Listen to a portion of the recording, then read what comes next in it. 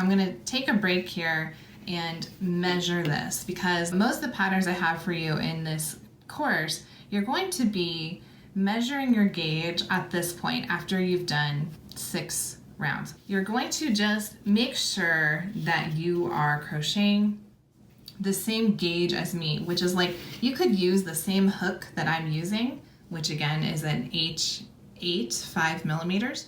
You could use the same hook and this worsted weight yarn, and you could have a totally different size piece at this point, even if you follow the same pattern, just because it depends on the tension. I've seen this change in my own crocheting where I crochet a lot more tightly now than I used to.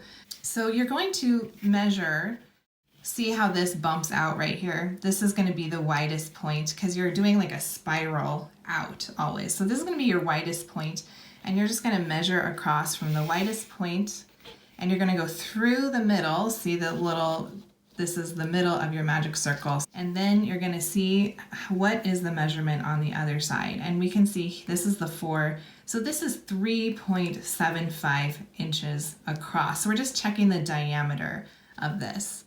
And so you want it to be fairly close to that. If it's like 3 7/8 across, I think you're okay. But if it's all the way to 4 inches across or more, then it's too big. And what you need to do is get a smaller hook. So you need to go down a size, probably to like a G hook, and try again. Same thing if it's too small. You know, if it's like an 1/8 of an inch too small, I wouldn't worry about it too much. But if it is like 1/4 of an inch or more too small, like this is 3.75. So if you're down here at like 3.5, it's probably going to cause a problem for you. So you're going to want to get a bigger hook, in which case you would try an I hook, do the same thing, do your 6 rounds, and then come back and make sure that you're getting really close to that 3.75 inches here. So that's how I do my gauge, because the nice part is that if you're 3.75 or super close to it, now you just keep going and crochet your hat.